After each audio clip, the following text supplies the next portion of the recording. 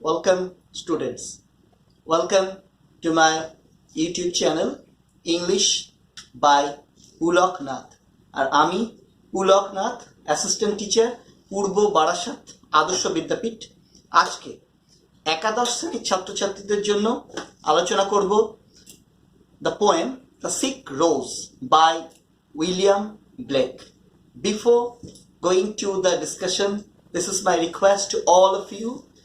Those students who still have not subscribed to my channel, please subscribe it and press the bell icon so that you can get the instant notification of any video as soon as I upload them in my channel.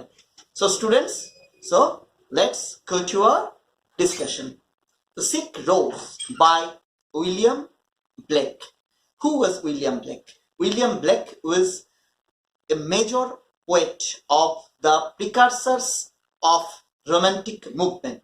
অর্থাৎ romantic মুভমেন্টের যারা precursor বা তোমার যে romantic movement যখন 1798 একটা Literary বা সাহিত্যিক movement শুরু হয়েছিল, সেই মুভমেন্ট শুরু হওয়ার আগেই একদল পোয়েট, যাদের মধ্যে রয়েছে Thomson, grey, William Blake, Goldsmith, এরা কবিতা লিখতে শুরু করেন, যাদের কবিতার মধ্যে কিন্তু সেই রোমান্টিক ট্রেট বা বৈশিষ্ট্যগুলো শো করতে শুরু করে। This poets are called precursors of romantic movement. William Blake is one of those precursors of romantic movements. William Blake was born in November 28, 1757 in London, in England. Very strange, the fact is very strange that he had no formal education in his early childhood. তার শৈশবে তার কিন্তু কোনো রকম formal education ছিল না, but he had a training in engraving and in illustration and he became an engraver and an illustration artist. অর্থাৎ engraver হচ্ছে যিনি কাঠের ওপরে বা পাথরের ওপরে কুদে কুদে শিল্পকর্ম তৈরি করেন, আর ইলাস্ট্রেশন আর্টিস্ট হচ্ছে যিনি বিভিন্ন রকমের ছবি আঁকেন। তোমরা যদি নেট সার্চ করো, you will find several specimens of his engraving and illustration. Okay, দেখো, at his youth he came under the influence of Emanuel Swedenborg, a Swedish scientist turned mystic. অর্থাৎ ইমানুয়েল সুইডেনবার্গ একজন সুইডিশ বিজ্ঞানী, কিন্তু পরবর্তীতে তিনি mystic অর্থাৎ অতীন্দ্রিয়বাদী হন। অর্থাৎ একটা অতীন্দ্রিয়বাদ বা মানে life after death or heavenly যে বিলিফ, সেইগুলোতে বিশ্বাস করতে শুরু করেন, এমন একজনকে পরিবর্তিত হন। এবং William Blake was deeply influenced by the thought of that Emanuel Swedenborg, and he also turned into a mystic. You will find the specimens of his mysticism in all of his poems, particularly in those poems included in the collection Songs of Innocence and Songs of Experience. Okay, দেখো, you may say that Blake is an inspired poet prophet also, not only a mystic poet but also a poet prophet. You may say that he is a poet of soul, and due to this, as being a poet of soul, Blake defies all laws of logic. You will find, if you deeply read his poems, that sometimes you will not find all scientific logicality in his poems, but what you will find a logic of the soul, অর্থাৎ একটা আত্মার যুক্তিকতা, অর্থাৎ একটা mysticism, একটা এলিউসিভনেস, অর্থাৎ একটা প্রহেলিকা, একটা রহস্যময়তা, অতীন্দ্রিয়বাদ তোমরা কিন্তু দেখতে পাবে ব্লেকের কবিতাগুলো পড়লে। হি ওয়াজ deeply religious minded, and was greatly influenced by the teaching of the Bible. So you will find a lot of biblical references and lot of biblical influences in his poems. তার কবিতার মধ্যে প্রচুর কিন্তু বিবলিক্যাল তোমার উদাহরণ তোমরা পাবে। তাহলে this is in short about the poet William Blake. Now we will discuss about the major works of William Blake. ব্লেকের অনেক পোয়েট্রি ভলিউমস আছে, and most notable of this is his collection of poetry, the songs of innocence and songs of experience। এইটাকেই ভালো করে জানতে হবে তোমাদের এই the সিক্রোস কবিতাটা বোঝার ক্ষেত্রে। দেখো, in 1789 Blake published his volumes of poem songs of innocence, একটা কবিতার ভলিউম যার নাম সংস অফ ইনোসেন্স। সেই কবিতার মধ্যে সব কিন্তু ভেরি ছোট ছোট ছোট ছোট very small poems. This small poems are called gnomic verse. বানানটা কি? GNOMIC। and all the poems of Blake, particularly those poems included in his volume Songs of Innocence and Songs of Experience, are nomic verse, অর্থাৎ a verse which is very little in size and containing a kind of cryptic message। খুব ছোট সাইজের দিক থেকে এবং একটা condensed, একটা cryptic মানে সংক্ষিপ্ত বার্তা কবিতার মধ্যে দিয়ে কিন্তু তিনি বহন করেন। যাই হোক, আমরা কি বললাম? in 1789 Blake wrote a volumes of poetry called Songs of Innocence। এই Songs of Innocence ভলিউমের মধ্যে আমরা কি দেখতে পাবো?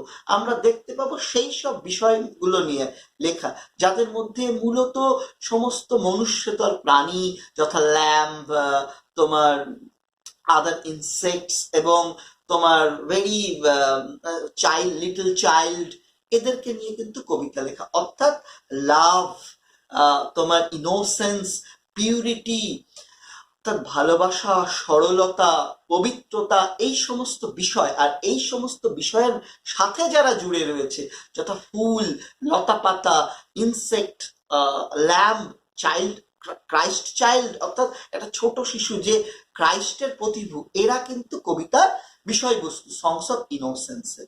After 5 years, in 1794, Blake wrote another volume of poetry which is called Songs of Innocence, Songs of Experience। 1789, and after 5 years, in 1794, he wrote another volume of poetry which is called Songs of Experience। Okay, দেখো, in Songs of Experience you will find poems which are totally opposite to the poems included in Songs of Innocence volume. Here you will find all the fierce element of the nature, particularly tiger or worm or satanic images, of all the forces, destructive forces of nature are included as the theme of Songs of Experience volumes। তাহলে দুটো আলাদা volume লিখলেন, কিন্তু লেখার পরে তিনি কি করলেন? ওই সংস অফ এক্সপিরিয়েন্সের সাথে সংস অফ ইনোসেন্সটাকেও জুড়ে দিলেন এবং he published a combined version of songs of innocence and songs of experience, এবং তাদের একটা কম্বাইন্ড টাইটেল দিলেন। কি কম্বাইন্ড টাইটেল দিলেন? Songs of innocence and songs of experience, এবং হি গেভ এর ক্যাপশন টু দ্যাট টাইটেল। এই টাইটেলের সাথে একটা ক্যাপশন জুড়ে দিলেন। কি caption? Showing to contrary states of human soul, অর্থাৎ মানুষের আত্মার দুটো বৈপরীত্যমূলক বৈশিষ্ট্যকে দেখানো হচ্ছে, বা মতান্তরে এটাও বলা হয় shewing two contrary states of human soul. Shewing মানে বুনে দেওয়া, মানুষের আত্মার মধ্যেকার দুটো বৈপরীত্যমূলক বৈশিষ্ট্যের বুনন। সত্যিই তাই। in songs of the poems of Songs of Innocence and Songs of Experience are totally contrast to each other। ও একে অন্যের কিন্তু পুরোপুরি কন্ট্রাস্ট, এবং এই কন্ট্রাস্ট গুলোকে পাশাপাশি রাখার জন্য কিন্তু তিনি এই দুটো ভলিউমকে এক জায়গায় করেছেন with that caption showing or shewing two contrary states of human soul.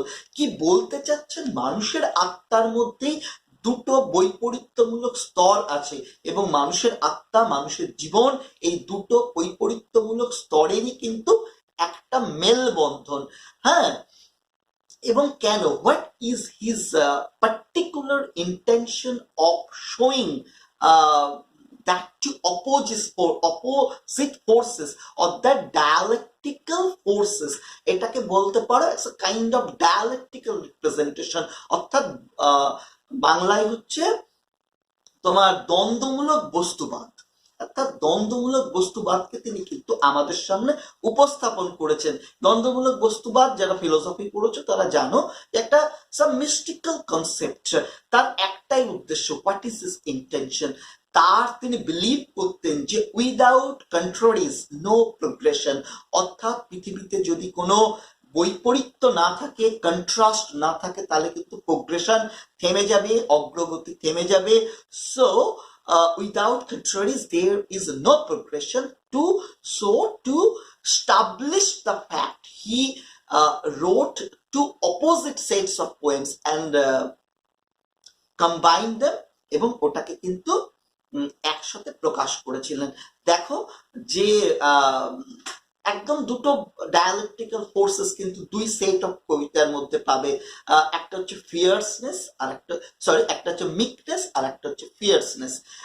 তোমার মেজর দুটো পোয়েট্রির কথা বলি, সংস অফ ইনোসেন্সের আর সংস অফ এক্সপিরিয়েন্সের। সংস অফ ইনোসেন্স ভলিউমসের মেজর একটা পোয়েট্রি হচ্ছে দ্য ল্যাম্প, তোমরা পড়তে পারো। আর সংস অফ এক্সপিরিয়েন্স ভলিউমের একটা মেজর পোয়েট্রি হচ্ছে দ্য টাইগার। তাহলে in lamb you will find meekness, mildness, and in tiger you will find fierceness. You will find good and evil, innocence and experience, purity and corruption, life and death. All these sort of contrastive and dialectical thoughts or concepts are combined to in these two volumes of poetry. ওকে, তাহলে এটা হচ্ছে ব্লেকের dialectical vision, এবং সেই dialectical ভিশনটাকে তিনি আমাদের সামনে কিন্তু উপস্থাপন করেছেন। অর্থাৎ নরম কোমলতা এবং হিংস্রতা, ভালো ও মন্দ, সরলতা এবং অভিজ্ঞতা, পবিত্রতা এবং দূষণ, জীবন এবং মৃত্যু, এই সমস্ত বিষয়গুলোকে তিনি কিন্তু পাশাপাশি রাখার চেষ্টা করেছেন। কেন? যদিও না জানলে হবে, still we have to know. দেখো 1789 সংস অফ ইনোসেন্স লিখেছেন, 1794 সংস অফ এক্সপিরিয়েন্স লিখলেন। কেন এইরকম একটা কবি যিনি সংস অফ ইনোসেন্সের কবিতা লিখতে পারেন? Why, what happened that impelled him, that compelled him to write that sort of songs of experience volumes? এটা হচ্ছে in between the publication of these two sets of poetry there occurred French Revolution. ফরাসি বিপ্লব হয়েছিল, এবং ফরাসি বিপ্লব যা কিন্তু কবি সাহিত্যিকদের সকলের সমর্থন পেয়েছিল at the initial stage, but later on those people যারা বুদ্ধিজীবী, কবি, সাহিত্যিক, তারা কিন্তু were totally dissatisfied with the output of the French revolution. কারণ ওটা যাদের অধিকারের জন্য আন্দোলন ছিল, সেই খেটে খাওয়া শ্রমজীবী মানুষদের, সেখান থেকে সরে এসে একটা হিংসা, একটা বিশৃঙ্খলায় রূপান্তরিত হয়। তাই কিন্তু এই ফরাসি বিপ্লব তাকে ভয়ানকভাবে নাড়া দিয়েছিল। তাহলে একই মানুষের সোলের মধ্যে থাকা দুটো কোয়ালিটিকে তুলে ধরার তিনি চেষ্টা করেছেন। এবং নট অনলি দ্যাট, দেখো একটা মিল কিন্তু আছে, সেটা হচ্ছে এই songs of innocence and songs of experience এর মধ্যে মিল হচ্ছে Christ. Christ is the creator of the lamb as well as the tiger, of good and evil, of fierce meekness and fierceness. অর্থাৎ ক্রাইস্ট হচ্ছে এমন একটা সোল, ও god হচ্ছে এমন একটা সোল যার হৃদয়ের মধ্যে কিন্তু দুটো কন্ট্রাস্টিভ ফোর্স রয়েছে, এবং সেই কন্ট্রাস্টিভ ফোর্স রয়েছে, এবং সেই কন্ট্রাস্টিভ ফোর্স তিনি কিন্তু খুব ইন্টেনশনালি তৈরি করেছেন পৃথিবীতে প্রোগ্রেশন আনার জন্য। ওকে, তাহলে দেখো এই জেনারেল আলোচনা থেকে আমরা একটু একটু করে আমরা সরে আসবো to that introduction to the poem the sick rose. তাহলে সিক রোজ কোথা থেকে নেওয়া হয়েছে? The poem the sick rose has been included in the songs of experience volume. Okay, and you may call this poem, the songs of sick rose, is a sequel to the poem the blossom, which was included in the songs of innocence volume. Sequel তোমরা জানো, cinema sequel হয়, বাহুবলী 1, বাহুবলী 2 ইত্যাদি ইত্যাদি, গোলমাল 1, 2, 3। Similarly songs of innocence ভলিউমের মধ্যে তোমার যে the blossom 20 এই কবিতাটা দেয়া হয়েছিল, তার ঠিক অপোজিট পোয়েট্রি হচ্ছে এই দ্য সিক রোজ। ওকে, কি আছে দ্য ব্লজমের মধ্যে? দ্য ব্লজমের মধ্যে you will find innocence is celebrated through a picture of the life of nature, sparrow, robin, or leaves, or all sort of natural objects. এই blossom কবিতার মধ্যে তোমরা দেখবে একটা প্রকৃতি, পাখি, ফুল এর কিন্তু একটা সমাহার দেখতে পাবে। which when you will come to that sequel, the sick rose focuses on the destruction of this innocence as described in the poem the blossom. Blossom কবিতার মধ্যে যে সরলতা, নিষ্পাপতার বা পিউরিটির যে চিত্র অঙ্কন করা হয়েছে, you will find a complete destruction of this themes in the poem the sick rose. The sick rose develops the theme of fall from the state of innocence, অর্থাৎ সরলতার এই স্টেট থেকে পতনটাকে কিন্তু এই কবিতা আমাদের সামনে প্রকাশ করে। Not only that, it presents a dangerous consequence of repressed sexuality. অবদমিত যৌনতার যে ফল হতে পারে, সেই অবদমিত যৌনতার ফলটাকেই কিন্তু এই কবিতা প্রকাশ করে। তাহলে বুঝতে পারছো, যেখানে একটা টোটাল পিউরিটির পিকচার, ইনোসেন্সের পিকচার কিন্তু আমাদের সামনে অঙ্কন করা হয়েছে বাই দ্য পোয়েম তোমার দ্য ব্লজম, তার একটা complete opposite picture you will find in the poem the sick rose. Okay, কি আছে আমরা গুটিয়ে আনি আলোচনাটাকে। What is there in the poem the sick rose, why the rose is sick? অর্থাৎ বাংলা যদি করে, you will make a translation, if the name is অসুস্থ গোলাপ। Why is the rose sick?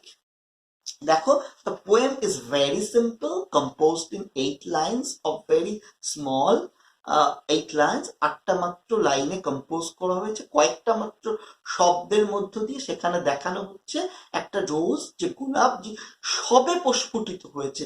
It has just bloomed, it has been attacked by a canker worm, অর্থাৎ একটা হুলযুক্ত একটা পোকা তাকে অ্যাটাক করেছে at night, at howling, during howling storm, ঝড়ের রাত্রে অ্যাটাক করেছে তাকে, এবং in the guise of making love with that rose it has taken shelter on the beautiful soft petals of the flowers, এবং ফ্লাওয়ারটা বুঝতে পারেনি what is the secret intention of that worm. সে বিশ্বাস করেছিল about the love of that worm, but the love which that worm provides is not very innocent love, but corrupting love. সে তার সাথে তাকে ভোগ করছে, এরকম বলতে পারো। এবং what happens, it bites on the petals of the rose, and while making love it totally destroys the petals of the rose, and not only that, it puts it canker up to the innermost core of the rose, গোলাপের একদম অন্তঃস্থল পর্যন্ত এটা কিন্তু তার হুলটাকে বসিয়ে দিচ্ছে এবং তার বিষটাকে ঢেলে দিচ্ছে, and by pouring, by injecting its venomous intention, it totally corrupts the rose. So after having that experience, such a dangerous experience of love, the rose is sick, তাই তো? অর্থাৎ এইরকম একটা অভিজ্ঞতার পরে গোলাপ অসুস্থ হয়ে পড়ছে। তাহলে that is the very literal, that is the very upper surface meaning of the poem. এবং at the very beginning the poet very impassionately addresses the rose, and without much ado the poet declares that the rose is sick, গোলাপ অসুস্থ, because it has been attacked and has been seduced by the worm. Okay, কিন্তু এবং এই বিষয়টাকে কিন্তু the title show করছে, the sickness of the rose is reflected by the title.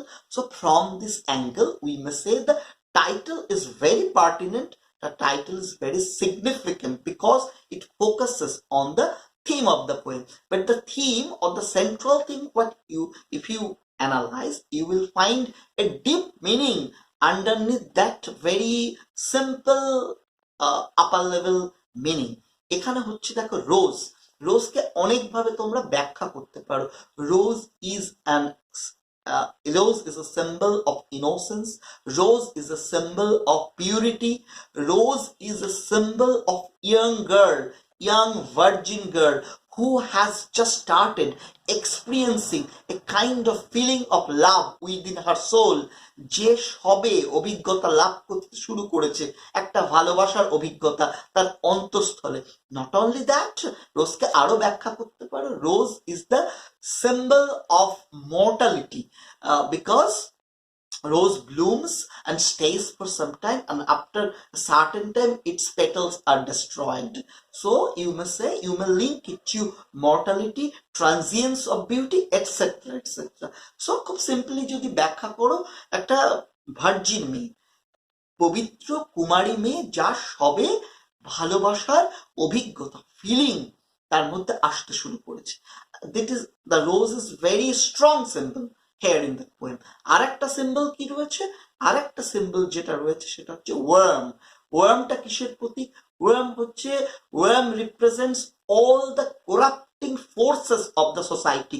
সমাজের সমস্ত ক্ষয়কারী, ধ্বংসকারী শক্তির প্রতিভূ। আর if you just refer to or allude to Bible, or in biblical allusion, that canker worm is the representation of Shaitan, সেই শয়তানের প্রতিভূ, যে শয়তানের উদ্দেশ্যই ছিল। তোমরা বাইবেলের গল্প যদি পড়ো, in my second video I will discuss deeply or in detail, সেখানে কি হয়েছিল, শয়তানের সাথে ভগবানের লড়াই হয়েছিল, শয়তান নির্বাসিত নরকে পর্যবসিত হয়েছিল। সেখান থেকে শয়তান বুঝতে পেরেছিল ভগবানের সাথে সরাসরি লড়াই করে সে পেরে উঠবে না, তাহলে কি হবে, চলো ভগবানের সৃষ্ট জগৎকে কোরাপ্ট করে দেয়। With that intention he visited heaven, যে স্বর্গের বাগান ভিজিট করেছিল, কারণ আদম আর ইভকে রাখা হয়েছিল। সে কি করেছিল, ইফ তাদের মধ্যে কেবল ইনোসেন্স ছিল, তাদের মধ্যে কোনো ওয়ার্ল্ডলি এক্সপিরিয়েন্স ছিল না। ইফ কিন্তু একটা ভার্জিন গার্ল, তাকে সে সিডিউস করে, প্রলুব্ধ করে, এবং সেই ভগবানের নির্ধারিত, সেই নিষিদ্ধ যে অ্যাপেল ফল, সেটাকে খেতে সে বাধ্য করে। And after eating that flower, what happened, তোমার eve lost her virginity, she started feeling worldly experience, they fell from the grace of God, এবং আদমকেও খেতে হয় ন্যাচারালি ওই ফল, এবং তারা ভগবানের মানে ভালোবাসা থেকে চ্যুত হয়, এবং পৃথিবীতে সেই ফার্স্ট অরিজিনাল সিন নিয়ে মানে স্থানান্তরিত হয়, এবং যার থেকে পৃথিবীতে পাপের পূর্ণ হয়। এই হচ্ছে মোটামুটি গল্প। তাহলে সেই ওয়ার্ম এখানে কিন্তু সেই শয়তানের প্রতীক, যার উদ্দেশ্যই হচ্ছে ভগবানের সৃষ্ট all kind of soft innocent quality গুলোকে ডিস্ট্রয় করে দেয়া। তাই সে কিন্তু এখানে এই ইন্টেনশন নিয়ে সে এসছে।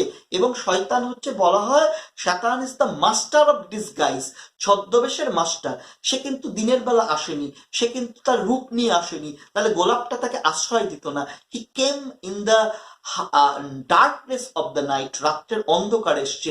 ডিউরিং হাউলিং স্টর্ম, যে ভয়ঙ্কর গর্জন হওয়া ঝড়ের মধ্যে, এই ঝড়টা আক্ষরিক অর্থেও ধরতে পারো, মেটাফরিক্যাল অর্থে, যে ঝড় একটা সদ্য যৌবনা নারী উপভোগ করছে তার হৃদয়ের মধ্যে, যখন she is very vulnerable to the love of the male folk, যে মেল ফকের ভালোবাসাকে সে কামনা করছে, ডিউ টু হার অ্যাওয়েনিং সেন্স অফ সেক্সুয়ালিটি।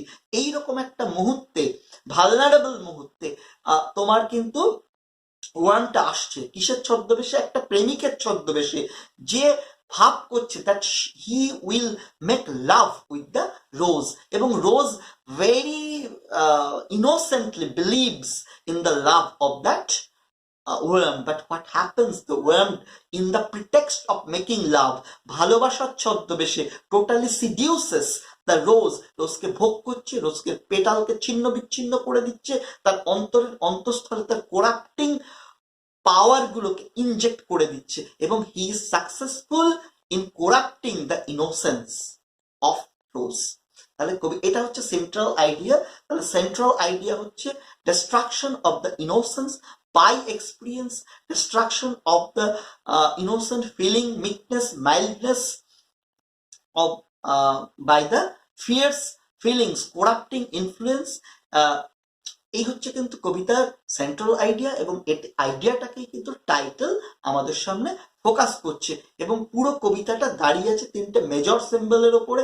একটা হচ্ছে রোজ, একটা হচ্ছে তোমার ওয়েম, আর একটা হচ্ছে দ্য কালার ক্রিমসন। ক্রিমসন এই কালারটা কিন্তু সেক্সুয়ালিটি, শেম ও kind of bloodshed at the first experience of love, সেটার প্রতীক হিসাবে কিন্তু আমাদের সামনে উপস্থাপিত হচ্ছে। এবার তাহলে একদম শেষে আমরা বলবো কেন ব্লেক এই কবিতা লিখতে গেলেন। Is it his intention to show that always innocence is destroyed by experience? No, not that. Innocence কিন্তু এক্সপিরিয়েন্স দ্বারা destroyed হয়েছে এটাই দেখানো ব্লেকের উদ্দেশ্য নয়। Sometimes having some feeling of experience, having some kind of first-hand experience of the worldly power, worldly corruption is required. তাই তো, to be strengthened to face all the obstacle of the world, অর্থাৎ পৃথিবীর সমস্ত বাধা বিঘ্নকে লড়াই করতে, face করতে গেলে অবশ্যই শুধু ইনোসেন্স কিন্তু যথেষ্ট শক্তপোক্ত নয়। ইনোসেন্স তখনই শক্তপোক্ত হবে when that innocence passes through the influence of experience, যখন সেই ইনোসেন্স এক্সপিরিয়েন্সের অভিজ্ঞতার মধ্যে দিয়ে পাস করবে। Here that happens when the rose goes through that first experience of love, though it makes her sick, still the rose becomes strengthened to face all the obstacles of the world.